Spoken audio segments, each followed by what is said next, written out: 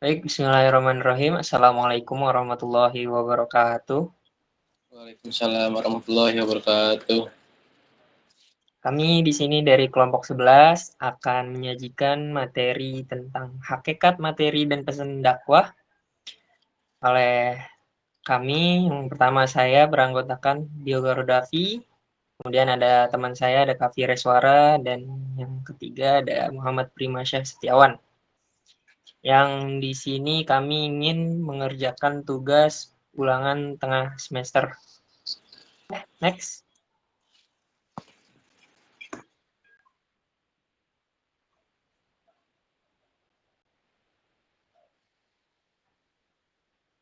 Oke, baik di sini ada pengertian dari materi dakwah. Materi dakwah atau madah, ad-dakwah atau yang sering juga disebut dengan pesan dakwah adalah pesan-pesan dakwah Islam atau segala sesuatu yang harus disampaikan subjek, dalam hal ini dai, kepada penerima atau objek dakwah, dalam hal ini yaitu mad'u, yaitu keseluruhan ajaran Islam yang ada dalam kitabullah maupun sunnah rasulnya.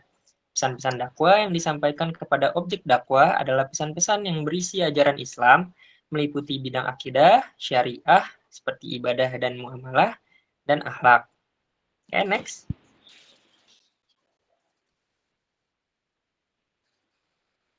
Nah, di sini materi dakwah membahas pokok-pokok ajaran Islam, baik yang bersifat duniawi maupun ukhrawi. Dr. Quraisy Shihab mengatakan bahwa pokok-pokok materi dakwah itu tercermin dalam 3 hal. Yaitu yang pertama di sini ada memaparkan ide-ide agama sehingga dapat mengembangkan gairah generasi muda untuk mengetahui hakikatnya melalui partisipasi positif mereka. Kemudian yang kedua di sini ada sumbangan agama ditunjukkan kepada masyarakat luas yang sedang membangun khususnya di bidang sosial, ekonomi, dan budaya.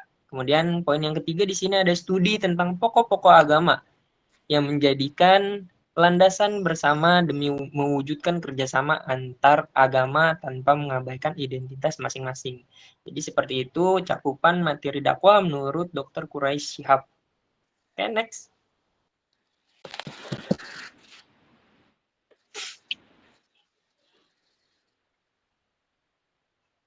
Nah, di sini materi dakwah itu harus menyempurnakan nilai dan sistem sosial, sehingga diharapkan mad'u dapat mengembangkan atau mendakwahkan kepada pihak lain. Adapun materi-materi dakwah tersebut dapat kita ringkas menjadi beberapa pokok pembahasan, diantaranya di sini ada akidah Islam. Kemudian yang kedua ada syariat, yang ketiga ada akhlak. Nah, di sini akidah Islam menjelaskan tentang pokok kepercayaan dalam agama Islam. Kemudian untuk syariat di sini seluruh hukum dan perundang-undangan yang terdapat dalam agama Islam. Kemudian di sini akhlak adalah akhlak dalam aktivitas dakwah atau sebagai materi dakwah merupakan pelengkap.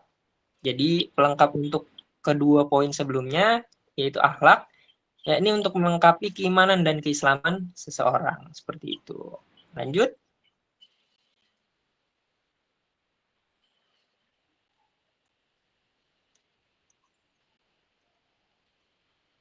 Oke, baik. Kemudian poin selanjutnya akan dijelaskan oleh rekan kelompok saya, yaitu Kak Fireswara. Kepadanya dipersilakan. Oke. Poin karakteristik pesan dakwah. Pada dasarnya, materi dakwah meliputi bidang pengajaran dan akhlak. Bidang pengajaran harus menemukan dua hal. Pertama, pada hal keimanan, ketauhidan, sesuai dengan kemampuan pikir objek dakwah. Kedua, mengenai hukum-hukum syar'i, seperti wajib, haram, sunnah, makruh, dan mubah. Beberapa karakteristik pesan dakwah ialah yang pertama ada orisinal dari Allah Subhanahu wa taala. Orisinal tersebut dimaksud bahwa pesan dakwah ini benar-benar bersumber dari Allah, yaitu Al-Qur'an yang menjadi pedoman bagi manusia. Terus yang kedua ada mudah dan membawa kebaikan. Kemudahan ajaran Islam juga menanti karakter pesan dakwah. Semua perintah Islam bisa ditoleransi dan diberi keringanan jika menemui kesulitan dalam pelaksanaannya. Yang ketiga yaitu ada seimbang. Keseimbangan merupakan posisi di tengah-tengah di antara kedua kecenderungan. Ketika ada manusia yang diliputi nafsu, keserakahan, pasti ada manusia lain yang tertindas. Islam mengatur hal ini dengan kewajiban zakat. Kemudian itu teori pesan dakwah.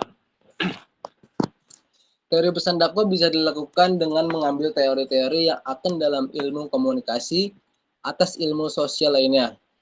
Kemudian teori tersebut diperkuat atau dianalisis dengan menggunakan sumber-sumber Islam seperti Al-Quran, Al-Hadis, atau dari pemikiran para cendekiawan dan ilmuwan muslimin.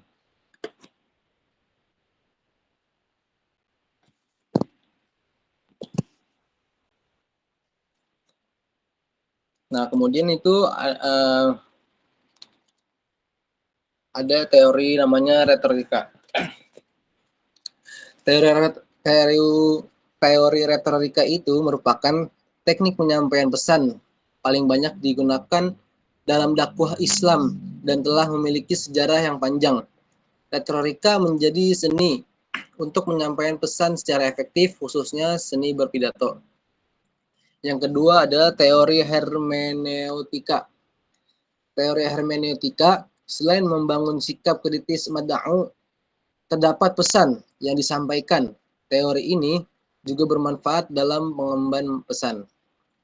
Kemudian yang ketiga yaitu teori sanad. Teori sanad beberapa prinsip. Yang kajian sanad hadis yaitu pertama, ketersambungan pesan yang disampaikan pesan yang kurang jelas, yang terlalu banyak dan menggunakan kata-kata yang abstrak dan multitafsir merupakan sebagian dari faktor yang menyebabkan pesan tidak sambung. Kedua, kredibilitas memberi pesan. Dalam penyampaian hadis, kredibilitas perawi amat menentukan kualitas hadis. Yang ketiga adalah teori filantropi.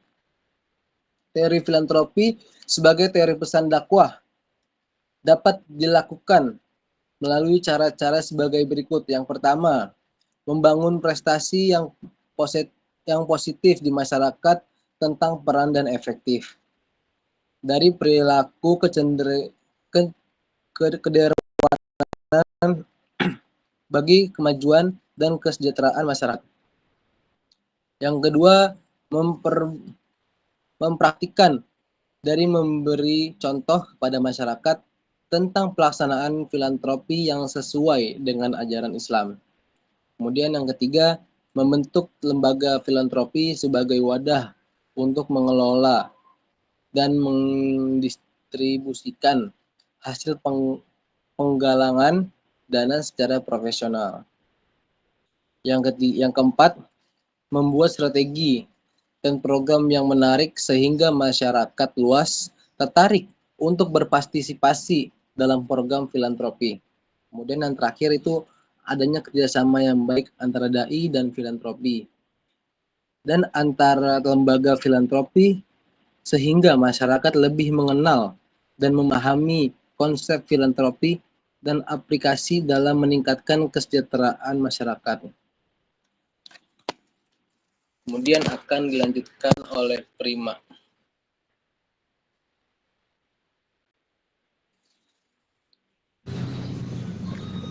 Terima kasih kepada rekan. Selanjutnya saya akan menyampaikan efektivitas pesan dakwah dan indikator keberhasilan dakwah.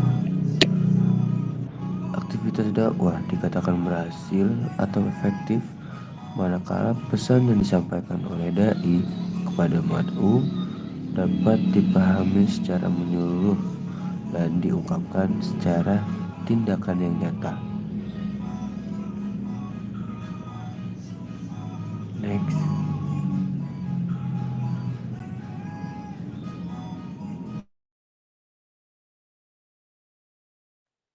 Next.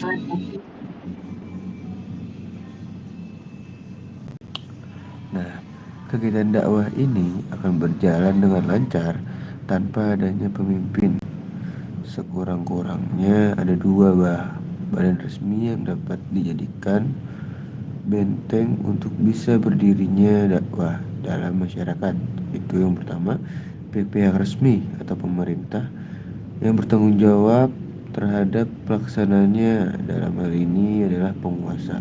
Lalu yang kedua, bila tidak mendapatkan pada yang pertama, hendaknya manusia berjalan di belakang para ulama yang memikul tugas ini. Next slide.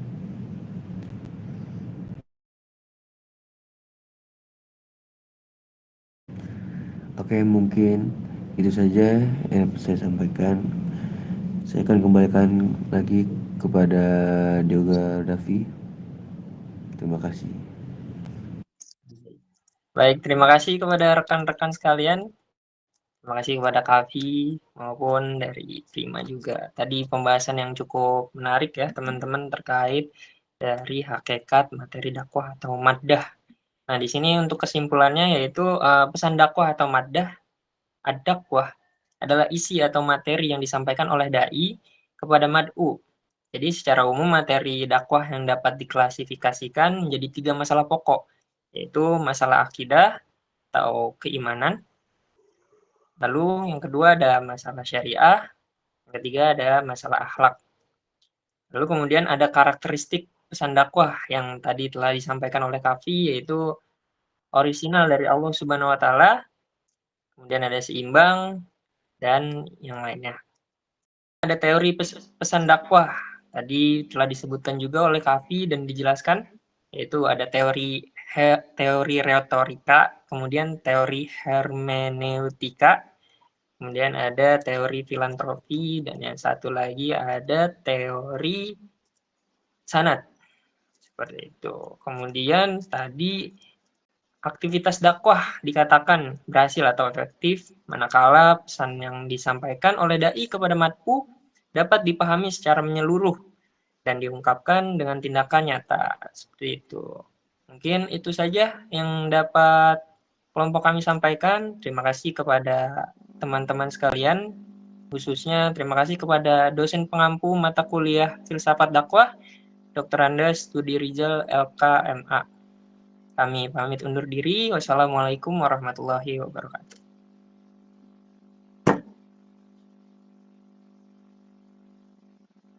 Dah, aman gak, Pi?